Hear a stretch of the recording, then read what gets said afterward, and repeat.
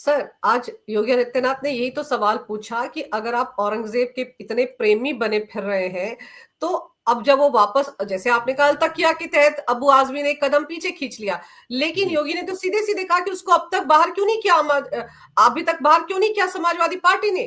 क्यों उसको भी अपनी पार्टी में बना कर रखा है? तो आप देखिए अखिलेश यादव ने ट्वीट करके क्या जवाब दिया है। मैं पढ़ के सुना देती हूँ। निलंबन का आधार यदि विचारधारा से प्रभावित होने लगेगा तो अभिव्यक्ति की स्वतंत्रता और परतंत्रता में क्या अंतर रह जाएगा? सर, ये अभिव्यक्ति की आजादी है। जिस तरह का बकवास अबू आजमी ने किया, ये अभिव्यक्ति की आजादी है। देखिए अंजू जी, इस देश के अंदर जो संविधान जिसको हम मानते हैं, हम श्रद्धा से उसमें आस्था रखते हैं, उसके अंदर ऐसे ही सांप और सपोलों के लिए अभिव्यक्ति की आजादी नाम का एक खंड भी है। और ये लोग अभिव्यक्ति की आजादी मानते हैं, भारत तेरे टुकड़े होंगे चार, इंशाअल्लाह इंशाअल्लाह, इस देश की बर्बादी तक जंग रहेगी जारी। इस प्रकार की देश विरोधी ताकतों के संग खड़े होकर ऐसे नारे लगाने वाला जो आजादी है वो इनको अभिव्यक्ति की आजादी लगती है। इस देश के अंदर आए हुए जो लुटेरे हैं उनका महिमा मंडन करना इन लोगों के लिए अभिव्यक्ति की आजादी है। हाँ, भारत माता की जय और वंदे मातरम बोलना इनके लिए सबसे ज्यादा मैं ये कहूं कि दुर्भाग्यपूर्ण रहता है। इनको बहुत परेशानी हो जाती है अगर भारत माता की जय का नारा ये सुन लेते हैं, जय श्री राम का नारा ये सुन लेते हैं। हाँ, राम भक्तों के ऊपर गोली चलवाना इनके लिए अभिव्यक्ति की आजादी है, और देश के अंदर हिंदुओं को गाली दे लेना वो अभिव्यक्ति की आजादी है। यही मानसिकता है अंजू जी, यही मानसिकता अखिलेश यादव की है और अखिलेश यादव की पूरी सपा की है। ये सपा जो है ये सपा नहीं है, ये ससपा है। ससपा ये है समाजवादी जो है ना, ये आपका इस्लामिक पार्टी जो है, ये इस्लामिक पार्टी हो गई है, ये सपा नहीं रह गई है। ये केवल और केवल मुसलमानों के तुष्टीकरण के लिए जितना हो सके उतना कोई भी कुचक्र चलाने को ये लोग तैयार रहते हैं। और जो ट्वीट आप दिखा रही हैं, इस ट्वीट से सीधा सीधा दिखाई देता है कि अखिलेश यादव के मन में क्या है। और ये मुझे अच्छा लगा कि आपने इस ट्वीट को यहां रखा, जनता के सामने होना चाहिए कि आखिर इस प्रकार के लोग जो कभी कभी कहते हैं कि नहीं जी मुझसे बड़ा कोई हिंदू नहीं, मुझसे बड़ा कोई देशभक्त नहीं, और देशभक्ति की क्या कोई सर्टिफिकेट देना पड़ेगा क्या हमें, तो ये दिखाता है कि इनके मन में क्या है। इनको कुंभ इनको एक सेकंड और सर हाँ। मैं लेना चाहता हूं। कुंभ के अंदर इनको 100 कुरीतियां दिखाई दी, कुंभ जी। के अंदर इनको गंदगी दिखाई दी, कुंभ के अंदर इनको लूट दिखाई दी, कुंभ के अंदर इनको कुंभ की आस्था पे इन्होंने लगातार चोट की। लेकिन ये अपने बाप जो मानते हैं औरंगजेब को, उनके कुकर्मों पर ये किस प्रकार की लीपापोती कर रहे हैं सबके सामने है। तो मुझे ऐसा लगता है अखिलेश यादव जी को अखिलेश यादव से नाम हटाकर अखिलेशुद्दीन औरंगजेब कर लेना चाहिए, क्योंकि जरा इनको प्यार जो है औरंगजेब से है, तो ये औरंगजेब का सरनेम लगाना शुरू कर। सर, ये ट्वीट जो मैं इसके आगे पढ़ना चाह रही थी वही मैं आपको बताना चाह रही थी कि हमारे विधायकों या सांसद उनकी बेखौफ दानिशमंदी बेमिसाल है, ये लिख रहे हैं अखिलेश जी। यादव। कुछ लोग अगर सोचते हैं कि निलंबन से सच की जुबान पर कोई लगाम लगा सकता है तो फिर ये उनकी नकारात्मक सोच का बचपना है। सर, ये निलंबन से सच की जुबान क्या वो ये कहना चाह रहे हैं कि सच बोल रहे हैं अब्बू आजमी? ये है इसका मतलब? मैंने आपसे क्या कहा, इन लोगों की मानसिकता जो है वो ट्वीट से दिखाई दे रही है, इनके स्टेटमेंट से दिखाई दे रही है, लगातार इनके प्रवक्ताओं से दिखाई दे रही है। कल एक चैनल पर जब मैं बैठा था तो आज तो अखिलेश यादव जी सपोर्ट कर रहे हैं पूरा पूरा, वहां बैठकर इनके एक प्रवक्ता थे, नाम भूल रहा हूं, जो हरा कुर्ता पहनते हैं, कोई क्या क्या नाम है भूल रहा हूं मैं, वो लगातार उल्टा सीधा बोलते रहते हैं। वो जो है वो ये कह रहे थे कि नहीं, हम जो है अबू आजमी के साथ नहीं है, हम इनके बयान से दूरी बनाते हैं। अब देख लीजिए यह असलियत। तो ये जनता के सामने इस प्रकार के अपने भावों को छुपाने के लिए इनके प्रवक्ता कुछ भी बोलते हैं, लेकिन असलियत में इन लोगों की मानसिकता यही है। ये अपने आप को औरंगजेब की औलादे मानते हैं, बाबर की औलादे मानते हैं, हुमायूं की औलादे मानते हैं। ये हिंदुओं के भेष में इस्लामिक आतंकवादी हैं, ये इस देश के जो संप्रभुता का ताना बाना है, सद्भावना का ताना बाना है, देश के बहुसंख्यकों के द्वारा जो सहिष्णुता का एक भावना उनके मन में है, उसका दुरुपयोग करके इस प्रकार से हमारी जो श्रद्धेय वीर शिवाजी और वीर संभाजी जिन्होंने इस हिंदवी साम्राज्य के लिए, इस देश के लिए कितना कुछ किया, कितने युद्ध लड़े, कितना संघर्ष किया, उनके ऊपर जो ये आतंकवादी इन छापामार इन जो आतताइयों ने हमला किया उसको जस्टिफाई कर रही है। ये समझना पड़ेगा कि ये लोग इस देश के अंदर क्या चाहते हैं। क्या इस देश के तिरंगे में से भगवा और सफेद हटवा के केवल हरा रखना चाहते हैं? ये सोचना पड़ेगा और ये जनता को भी समझना पड़ेगा। बिल्कुल सर, ये जो ट्वीट है ये सब कुछ दर्शा रहा है, मतलब वो तो समर्थन ही कर रहे हैं। वो तो यहाँ तक कह रहे हैं कि भाई आजाद ख्याल बिल्कुल सच बोल रहे हैं, सच ही तो कह रहे हैं वो कि उन्होंने सच कहा तो उसका निलंबन क्यों किया जाए।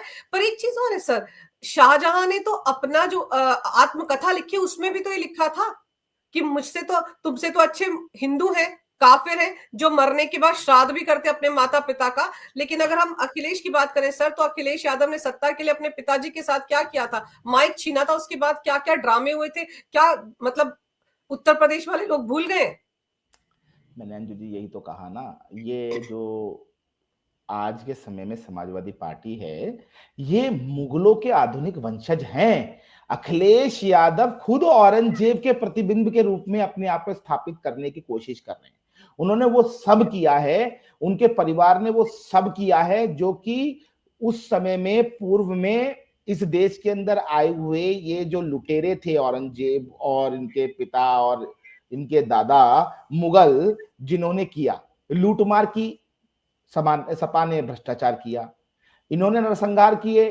तो इस देश के अंदर अपने आप में अकेला ऐसा नरसंहार है जिसमें हजारों नहीं लाखों लोग घायल हुए, हजारों लोगों को हत्या कर दी गई, कई सौ लोग तो ऐसे हैं, कई हजार लोग ऐसे हैं जिनका आज भी अता पता नहीं है। सरयू में बांध बांध कर रेत के मैं ये कहूं बोरों में और फेंक दी गई थी लाशें। तो नरसंहार भी इन्होंने करा दिया।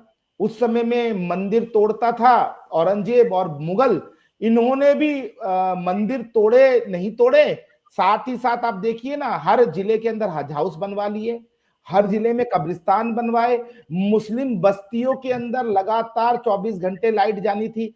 लेकिन यदि हिंदू मंदिरों की बात आए तो वहां पर घंटियां तक रुकवा देते थे। तो अजान ये भी कहे। पर सर अभी अभी महाकुंभ खत्म हुआ है, उससे भी बौखलाए हुए हैं। और दूसरा आप देखिए कि इफ्तारी मनाई जा रही है, वहां पर तो बड़े आराम से अखिलेश पहुंच रहे हैं, लेकिन महाकुंभ को लेकर एक भी पॉजिटिव शब्द नहीं बोल पाए। क्या अब अपनी पार्टी के नेताओं को भेज रहे हैं वो संगम में कि रेत के अंदर लाशें दफना दी गई थी? रामगोपाल यादव ने कहा था ना, तो ढूंढी जाकर उन्होंने लाशें। अब तो खत्म हो गया है कुंभ। जया बच्चन ने क्या कहा था, पानी में बहा दी है। क्या वो जो गैर जिम्मेदाराना बयानबाजी की थी इन्हीं की पार्टी के सांसदों ने, राज्यसभा के सांसदों ने, उनके खिलाफ कुछ कार्रवाई करेंगे या नहीं? ये किसी के खिलाफ कोई कार्रवाई नहीं करेंगे। सपा के अंदर तो एक गाइडलाइन है, देखिए किसी भी पद को प्राप्त करने के लिए एक योग्यता होती है।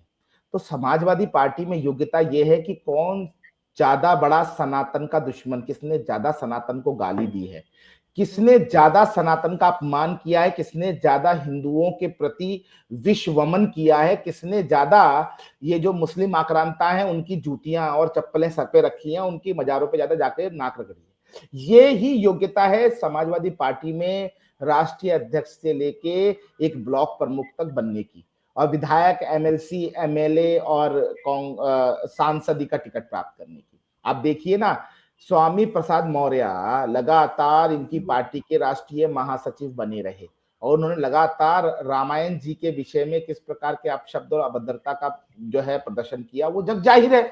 और मैं आपको बता दूं कि लगातार उनको भी अखिलेश यादव का पूर्ण समर्थन रहा। और भौजाई जो थी, भौजाई आके कहती थी मीडिया के सामने, नहीं थी वो तो मानसिक रूप से विक्षिप्त हैं और हमने डांट दिया है, अब नहीं करेंगे। तो ये इसको कहते हैं बढ़ावा देना। तो मैंने आपको पूर्व में ही कहा ना कि ये तो समाजवादी पार्टी का अपना एक एजेंडा हमेशा से रहा है कितना बड़ा आप हिंदू समाज को गाली देने वाला व्यक्ति हो, आपका व्यक्तित्व कितना ज्यादा बड़ा हिंदू समाज के विरोध में रहा है, उतना ही आपको पलक पावड़े बिछाकर आपके जो है इस्तकबाल किया जाएगा। अगर आप पे बलात्कार, चोरी, डकैती, हत्या, भ्रष्टाचार के केस नहीं है तो आपको समाजवादी पार्टी का टिकट नहीं मिलेगा।